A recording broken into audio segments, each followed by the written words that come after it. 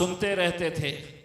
75 सालों तक हमने क्या किया कि कोई हमें गाली दे रहा है, हमारे मजहब पर उंगली उठा रहा है, हमारे खिलाफ कैसे कैसे बयानबाजी कर रहा है। हम सुनने का काम करते थे। हम मजलिसी है अभी, हम असदुद्दीन अवैसी साहब को मानने वाले हैं, इसीलिए हम उन साफ शब्दों में कहते थे 75 साल तुम बोलते रहे, हम सुनते रहे, अब हम बोलेंगे और तुम्हारे बाप को भी सुनना पड़ेगा। उसमें 1947 के अंदर हमारे बुजुर्गों से जब पूछा गया था कि आपको यहाँ रहना है या आपको पाकिस्तान जाना है, तो हमारे बुजुर्गों ने कहा था कि नहीं, हम इस मिट्टी में पैदा हुए हैं और इंशाल्लाह इसी मिट्टी के अंदर हम दफन होंगे करके। लेकिन हर रोज हमको ये कहा जा रहा है। आज एक भारतीय जनता पार्टी के एक मंत्री ने, आपको पता है क्या बयान दिया है? उसने कहा है कि अगर किसी को कुरान मजीद पढ़ना है, कुरान अगर पढ़ना है तो वो पाकिस्तान चले जाए। एक मंत्री भारतीय जनता पार्टी का आपको एक तरीके से कह रहा है। हमने आज तक कभी किसी को ये नहीं कहा आप अपना मजहब, अपना धर्म का पालन करिए, आपको जिस देवी देवता भगवान को मानना है आप मानिए, यही इस मुल्क की खूबसूरती थी। आपको जो ग्रंथ पढ़ना है आप पढ़िए, लेकिन आप कौन होते हैं हमें रोकने के लिए और हमें यह कहने के लिए कि अगर तुम्हें इस मुल्क के अंदर अगर कुरान पढ़ना है तो तुम नहीं पढ़ सकते हैं, पाकिस्तान चले जाओ। महाराष्ट्र का मंत्री है, 9 तारीख के बाद जाऊं महाराष्ट्र तो तुम्हारी तरफ से उसका हिसाब कैसा करता हूं जरा ये भी देख लेना करके।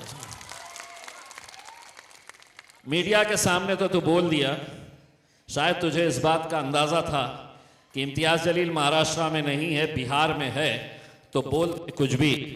एक बात अच्छी तरह से सुन ले, इतने सालों तक जब तुम बोलते थे तो हम वो पार्टी से तो ताल्लुक रखते नहीं है, जो कुछ भी बोले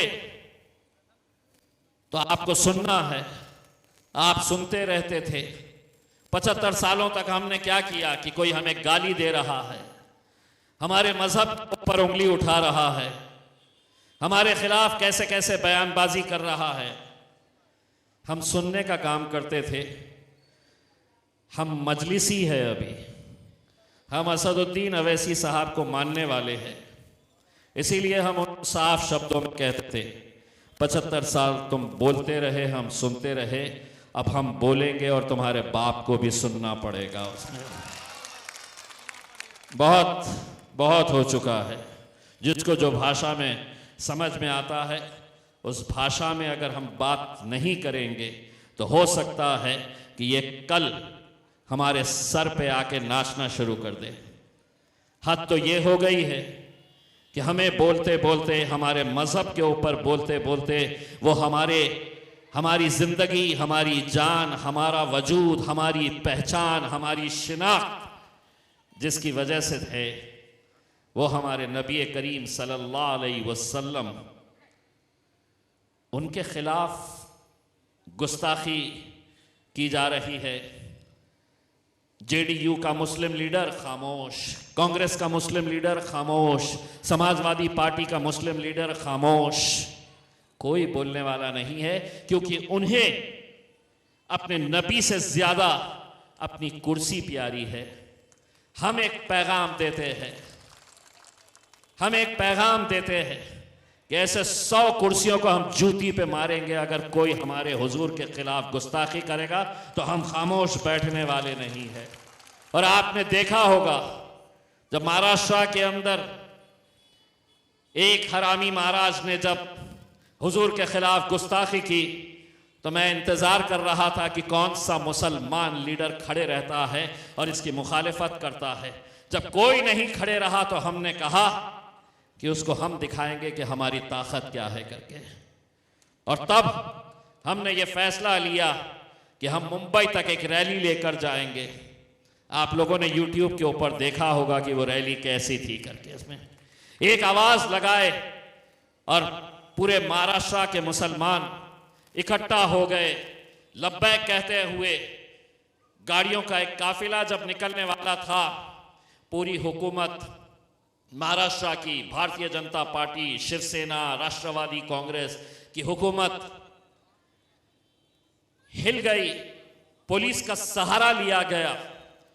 पुलिस के बड़े बड़े अधिकारी मेरे पास आए और उन्होंने कहा कि तुम ये रैली नहीं निकाल सकते, पुलिस तुम्हें इसकी इजाजत नहीं देगी, हुकूमत ने हमसे साफ कहा है कि ये रैली तुम नहीं निकाल सकते। मैंने कहा क्या कर लोगे? तो बोले बल का प्रयोग करेंगे, अगर तुमने कोशिश भी की है तो। बल का मतलब ताकत का इस्तेमाल करेंगे। मैंने कहा कि ताकत तुम्हारी है पर खुदा हमारा है। मैंने उनसे ये कहा कि तुम लगाओ जितनी फौज लगा सकते हो, और अगर हिम्मत है तो मुझे रोक के बताओ। तुम्हारी ताकत लगाओ मुझे रोकने के लिए, और मैं मेरी ताकत लगाता हूं बंबई तक, मैं तुमको पहुंच के बताऊंगा। और अल्हम्दुलिल्लाह हम वहां तक पहुंचे, सिर्फ एक पैगाम देने के लिए कि हम किसी भी तरह से गुस्ताखे रसूल को हम बर्दाश्त नहीं करेंगे। लेकिन आज हर रोज इस तरह के बयान आते हैं। कौन करता है इसका मुकाबला? कौन करता है इसका विरोध? आज पार्लियामेंट के अंदर अगर कोई एक शख्स मुसलमानों के बारे में बात करता है तो वो मेरा और आपका कायद बैरिस्टर असदुद्दीन अवैसी साहब है। हर मुद्दे पे बात वो करेगा, हर मुद्दे के ऊपर असदुद्दीन अवैसी साहब बोलेंगे। लेकिन इलेक्शन आया तो नहीं, मैं तो आरजेडी का, मैं कांग्रेस का, मैं समाजवादी पार्टी का, मैं फलां पार्टी का, मैं ढमका पार्टी का। लेकिन इलेक्शन के वक्त में अलग अलग पार्टियों में, लेकिन मुद्दा जब आएगा तुम्हारा और हमारा तो उम्मीद करेंगे कि नहीं, असदुद्दीन अवैसी साहब ने बोलना चाहिए। आज भारतीय जनता पार्टी बिहार के अंदर जो खेल खेल रही है इलेक्शन को लेकर, वो जानते हैं उनकी मकसद क्या है, उनकी साजिश क्या है। आप लोगों को घुसपैठिया साबित करने की कि साहब दिखाओ आप इस मुल्क में पैदा हुए हैं, दिखाओ आप वो कागजात कि आप यहीं के रहने वाले हैं, नहीं तो आपको घुसपैठिया करार दिया जाएगा। ये डर और खौफ का माहौल तैयार कर रहे हैं। मैं आपको यकीन के साथ कह सकता हूं, अख्तर उल ईमान साहब के साथ एक 8-10 MLA आप भिजाइएगा, किसकी मां ने नहीं जनी है कि यहां पे एक शख्स को भी यहां से बाहर निकालते करके। सिर्फ अब ताकत दीजिएगा। सरवर आलम साहब जीतते हैं तो एक MLA यहां से जीतेगा, लेकिन इसकी ताकत मिलेगी अख्तर उल ईमान साहब को, और अख्तर उल ईमान साहब को जो ताकत मिलेगी उसका नतीजा यह होगा कि मेरा कायद बैरिस्टर असदुद्दीन अवैसी, जो चीख चीख कर नरेंद्र मोदी की आंखों में आंखें डालकर सवाल करता है, उसको ताकत मिलेगी असदुद्दीन अवैसी साहब को। बट गए, बिखर गए। अभी अभी हम एक जलसा कर रहे थे, वहां पर एक गाड़ी जा रही थी भोंगे में। वो गाड़ी थी लालटेन वाले की, और उसके ऊपर लिखा हुआ था मुसीबत में मुजाहिद, कोरोना में मुजाहिद, हर वक्त मुजाहिद। मैंने कहा नीचे और भी लिख देना था, हरामखोरी में मुजाहिद, दलाली में मुजाहिद, 2 नंबर के धंधों में मुजाहिद।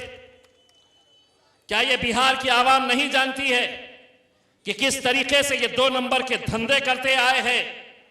और क्या गारंटी है कि ये इलेक्शन के अंदर रहते हुए नीतीश कुमार अगर उनको एक फोन करेगा और ये कहेगा कि मैंने तुझे छूट दी थी हराम की दौलत कमाने के लिए, चल आ मेरे साथ भारतीय जनता पार्टी के साथ, चले जाएंगे? कौन सा इनका ईमान और कौन सा इनका धर्म है? इनका ईमान, इनका धर्म सिर्फ बेईमानी का पैसा है, दौलत है इनके लिए। हम पैसे के पीछे कभी नहीं गए और ना इंशाल्लाह कभी जाएंगे, लेकिन समझ रहे हैं कि साहब मैं तो, मेरे पास नीतीश कुमार के सरकार, पुलिस, प्रशासन मेरी जेब में है करके समझ रहे हैं कि बिहार के चंद गुंडे मेरे पीछे पीछे घूमते हैं। तो एक बात सुन ले मास्टर, मैं तो ये समझा था मास्टर मतलब बच्चे को पढ़ाने वाला कोई होगा, टीचर वीचर करके। ये तो 2 नंबर के धंधे पढ़ाने वाला आदमी है। एक बात समझ लो, तेरे पीछे 5-25 गुंडे घूमते होंगे, हमारे पीछे तो हुकूमतें पड़े रहती है उसमें। हम उनसे नहीं डरते हैं तो तुम्हारे जैसे चिल्ले पिल्लों से क्या डरेंगे। हम जिस स्टेट से आते हैं वहां पर हमने शिवसेना के झंडे को उखाड़ कर फेंक कर वहां पर मजलिस के झंडे को लहराया है। अल्हम्दुलिल्लाह ये ताकत रखते हैं। और यही कांग्रेस वाले उस मनसे के राज ठाकरे के साथ हाथ मिलाकर महाराष्ट्र के अंदर एक दूसरे से गले मिल रहे, एक दूसरे को गोदी में बिठा रहे हैं। वो राज ठाकरे जो कहता है कि मैं बिहारियों को बंबई के अंदर टिकने नहीं दूंगा, मैं बिहार के नौजवानों को यहां पे धंधा नहीं करने दूंगा। अरे तुम यहां पर हमें ताकत तो दो, हम देखते हैं महाराष्ट्र के अंदर कौन बिहारी को हाथ लगाता है करके उसमें। मेरे भाई, ये इलेक्शन महज एक इलेक्शन नहीं है। आने वाला वक्त कैसा रहने वाला है आप अच्छी तरह से समझ सकते हैं। इससे बढ़कर और क्या चाहिए कि हमारी मस्जिदें आज गिराई जा रही है, मस्जिदों को शहीद किया जा रहा है, हम खामोश। अजानें बंद कर दी जा रही है कि लाउड स्पीकर हटा दो, अजान नहीं हमारे कानों तक आनी चाहिए, और हम खामोश। हमारी बच्चियों से कहा जा रहा है कि तुम हिजाब नहीं पहन सकती हो, कॉलेज में अगर पढ़ने आना है तो हिजाब में नहीं आ सकती हो, और हम खामोश। कौन लड़ रहा है मेरे भाई? लोग कहते हैं कि असदुद्दीन अवैसी इतना भड़काऊ भाषण क्यों करते हैं। तकलीफ है मेरे भाई, जब हम देखते हैं ये तड़प उनकी तरफ देखते हैं, मीडिया वाले बार बार उनसे यही सवाल करते हैं। उसमें असद भाई अब एक अच्छी तरीके से उनको जवाब देते हैं, तुम्हारी सोच के साँचे में ढल नहीं सकता, जबान काट लो ये लहजा बदल नहीं सकता। तुम्हारी सोच के साँचे में ढल नहीं सकता, जबान काट लो लहजा बदल नहीं सकता। मुझे भी क्या तुम मोम का पुतला समझ रहे हो? तुम्हारी लौ से ये लोहा पिघल नहीं सकता। लेकिन आज तमाम सियासी पार्टियां इस इंतजार में है कि हम असदुद्दीन अवैसी को रुस्वा कैसे करें, उनको कैसे कमजोर करें, उनको कैसे खत्म करें। भाजपा वाला सोच रहा कांग्रेस जीत जाए चलेगा, कांग्रेस वाला सोच रहा आरजेडी जीत जाए चलेगा, आरजेडी सोच रहा भाजपा वाला जीत जाए चलेगा। लेकिन सभी लोग एक बात सोच रहे कि हम में से कौन हारा कौन जीता चलेगा, लेकिन मजलिस ने नहीं जीतना चाहिए। साजिशें तुम्हारी है लेकिन आवाम हमारी है मेरे भाई, आवाम हमारी है। और ये आवाम इंशाल्लाह 11 तारीख के दिन तय करेगी। 11 तारीख के दिन तुम्हें उठना है, फजर की नमाज अदा करना है, अपने पोलिंग बूथ के ऊपर जाना है। सरवर आलम साहब की निशानी पतंग है, ईवीएम के ऊपर 5 नंबर है, 5 नंबर। डॉक्टर डैंग के थप्पड़ की गूंज याद है ना? 5 नंबर के ऊपर जाकर आपको क्या करना है?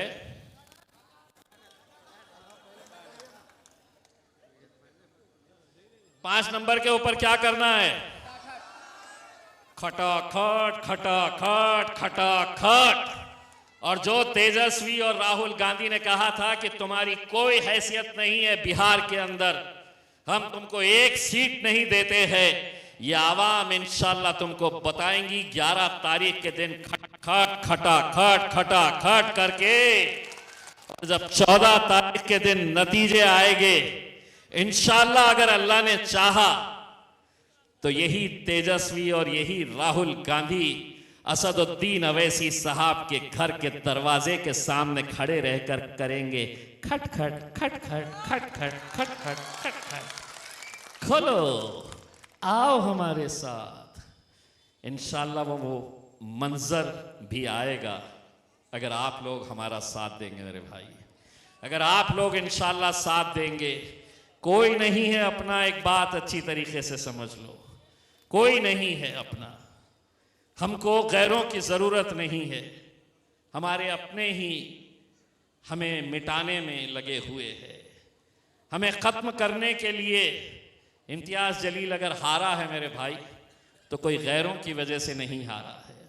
भारतीय जनता पार्टी ने 16 मुसलमानों उम्मीदवारों को पैसा देकर खड़ा किया। 16, किसी ने 200 वोट लिया, किसी ने 400 लिया, किसी ने 500 लिया।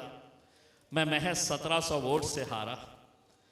उन्होंने ये समझे कि पूरे के पूरे जुट जाएंगे और इम्तियाज जलील को हरा देंगे तो ये खत्म हो जाएगा। मैं मजलिसी हूं। हारने के बाद भी महाराष्ट्र कभी आओ और देखो तुम्हारे बेटे का, तुम्हारे भाई का जलवा कैसा है वहां पे करके।